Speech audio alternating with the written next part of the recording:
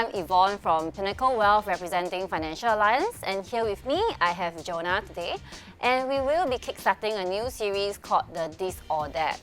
Because we realize that even within financial advisors, we don't necessarily agree with a lot of topics and items or products. So we will be talking about that today. So Jonah, what's the first topic that we'll be talking about for this video? We'll be talking about couple financing.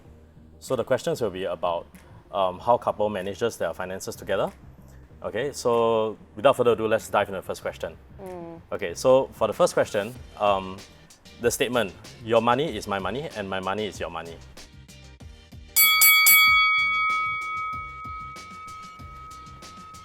So we have a scale here, whether we strongly agree, disagree, or strongly disagree to the statement. Yep. I strongly disagree. Okay, My money is my money, I'm sorry.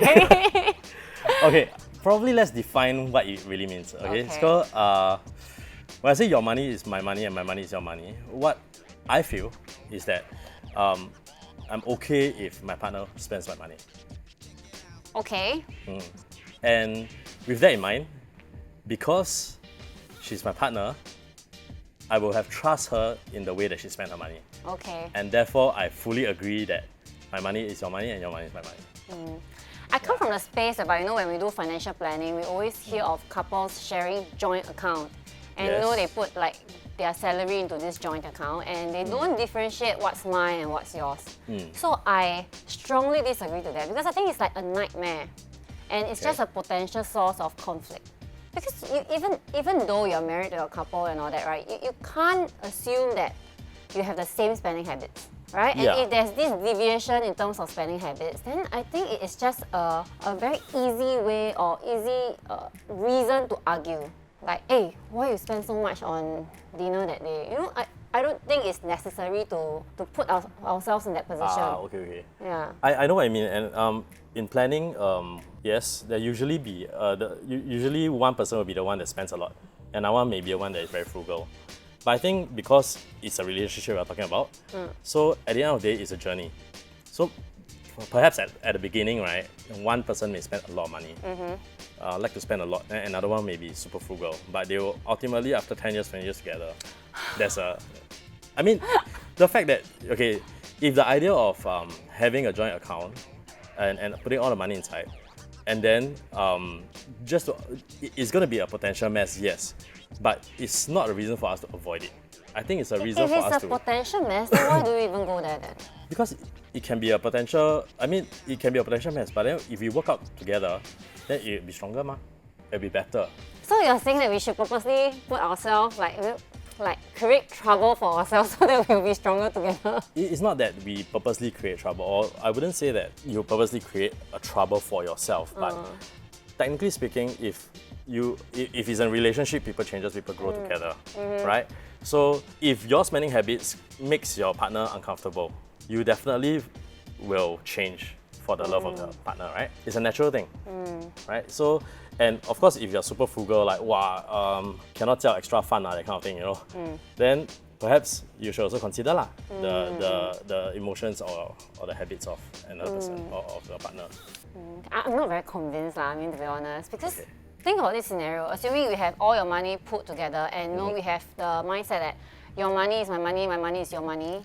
And let's assume that one day your mother-in-law or someone close to your wife becomes sick and they need to borrow money. And then you are a very good person. You say that, okay, let's lend this person money and save her life. Okay. It's great lah. But what if 1 year later your own relative falls sick or your own immediate family falls ill? And you realize that your common pool of funds has been depleted. Okay. So I feel that there are all these situations that we cannot rule out. And the moment things are all like yours is yours, mine is mine, it becomes a bit scary in times of need. Like when a situation like that happens. And what about situation like, my best friend wants to borrow money from me. Okay, so am I allowed to do that? Yeah, so there's a saying called 爱屋及乌, right? That means if you love someone, you love the things that belongs or the things that they care about as well. Correct. So I guess in the matter of spending, perhaps there should be a discussion. Yeah, of course, like the example you gave just now, like let's say the relative fall ill and then you decide to give a sum of money for treatment, that should be a joint decision.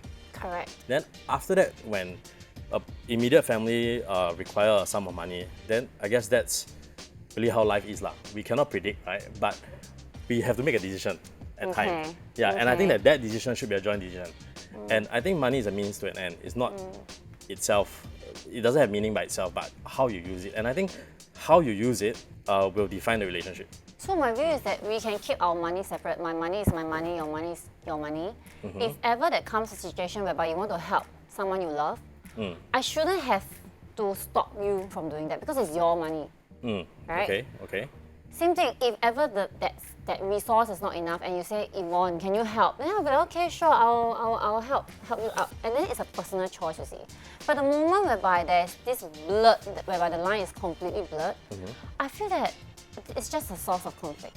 And you mentioned something very interesting just now whereby, you know, in a couple, sometimes or usually it's one particular person who is the main money manager, right? Okay, yeah. And I've seen so many cases through my financial planning years, right, whereby that party becomes a bit unhappy about it. The mindset is like, you know, I'm frugal, I manage the money, I invest, I take care of the family, but my spouse just spends freely, like it's endless. So my view is that, I mean, it's not wrong to say that yours is yours, yours is mine and mine is yours. But I feel that having a clearer line gives each of us more ownership. And like it forces both parties to be a bit more responsible with our money.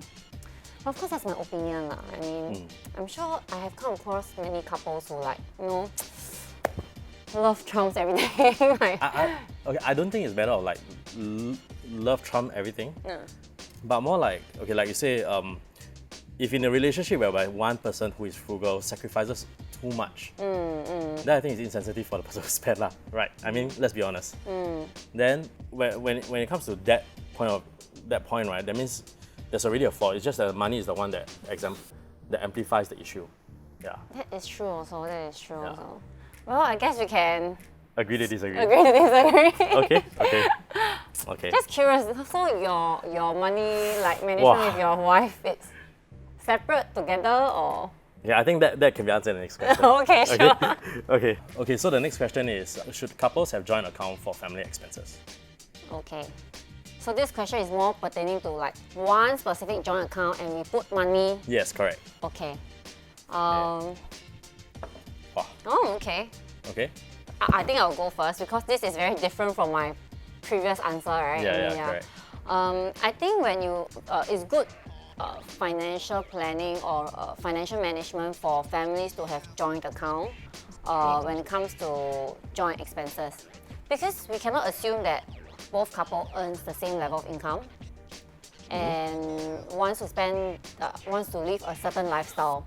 So by having a joint account for expenses, I think it kickstarts a conversation on how the family should spend money. Whether there's enough to hire a helper, whether it is prudent to be eating out, and how much should go to say enrichment or children expenses. So I think when there's a joint account for the purpose of expenses, there is that conversation to make sure that spending is prudent and it suits both parties in terms of when we relate it back to their income. So I think generally I strongly agree and I usually recommend my clients to do so. Okay. Yeah. So that means between the couple, the one that earn more will contribute more. Well, it comes down to their conversation and discussion, right? If the person who earns more is willing to put in a bigger percentage, then that's great. Or they may come to a conclusion that no, regardless of how much we earn, let's just put equal amount. Okay. I mean, every couple is different, so they can decide for themselves how they want to do it. But at the end of the day, both parties should be happy with how the money is being used for the family. Okay. So the way that to manage money this way is actually more clear, basically, right? Correct. Then all the expenses will be, because it's through one account, therefore the decision will also be made together through that account. Okay, that makes sense. Yeah, therefore I agree as well. But I also can see from the other point of view whereby people disagree.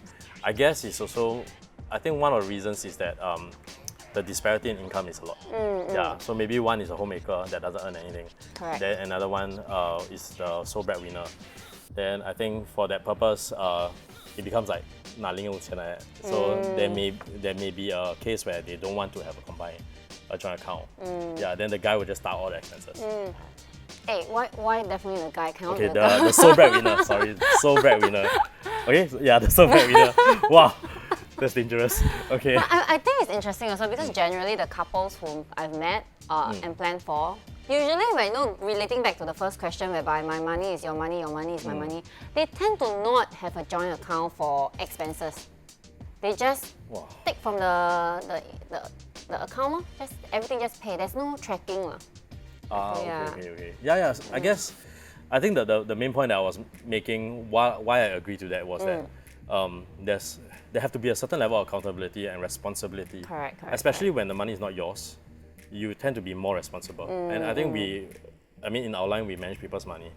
We are even more careful because we know that it basically is not ours, right? Yeah.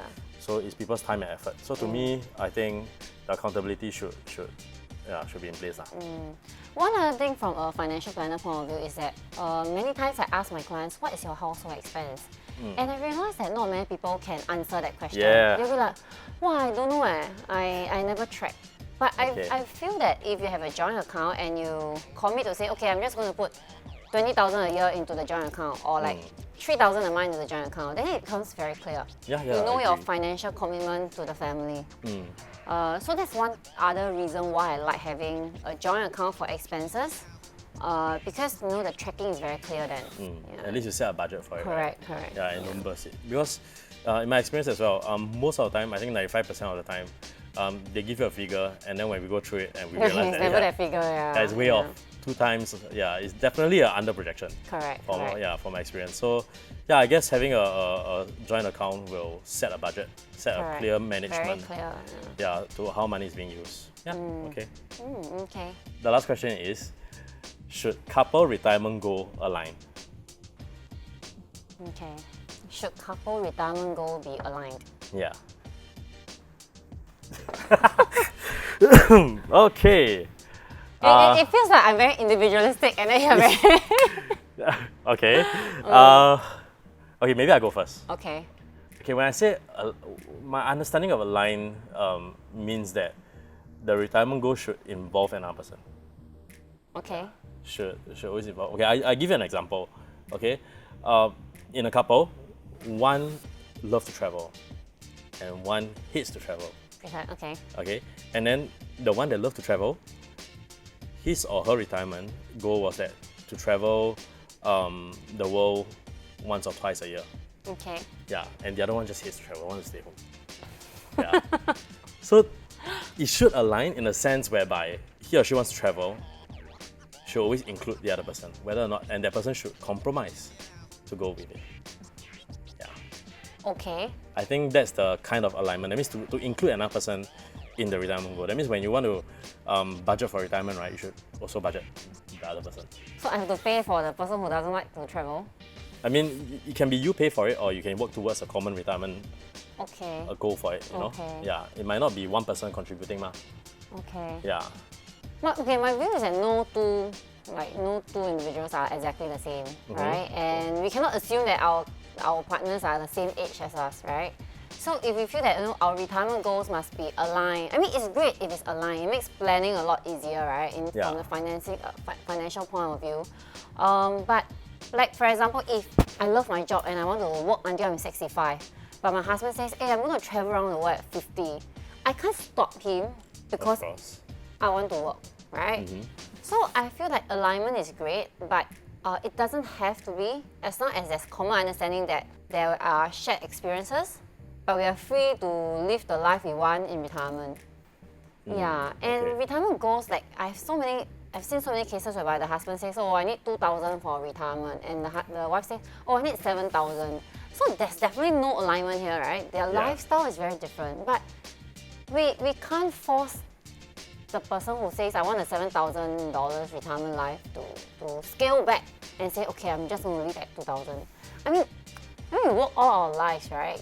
Like in our career and all that as parents. If even retirement we have to like compromise, I think it's a bit sad.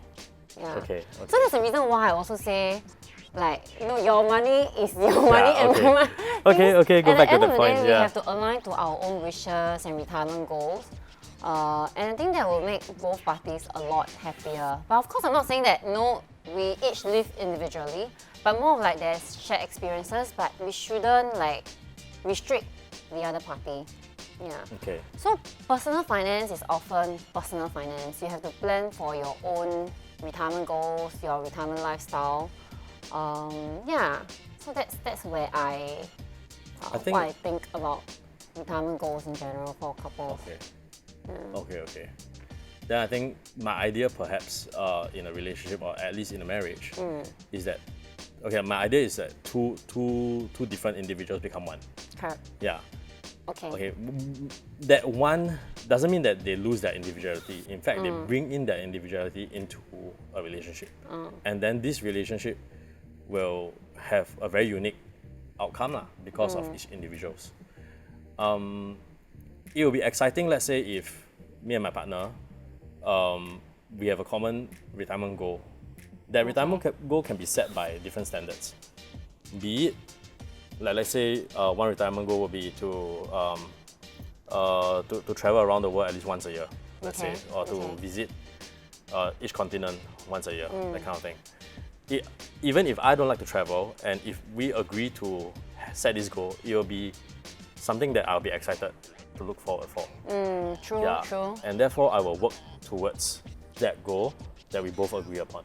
And I think that the share is like, if let's say you were to travel 7 times a year, and out of the 7 times, only 2 times, 3 times, your partner come with you.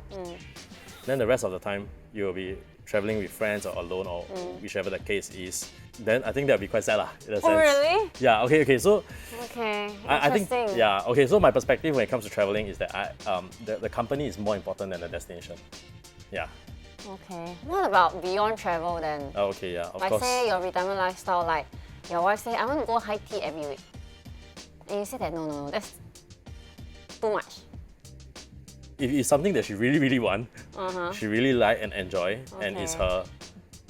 her, it's a serenity for that for that week or whatnot, then sure go ahead lah. Yeah, Okay. Then we'll work towards that lor.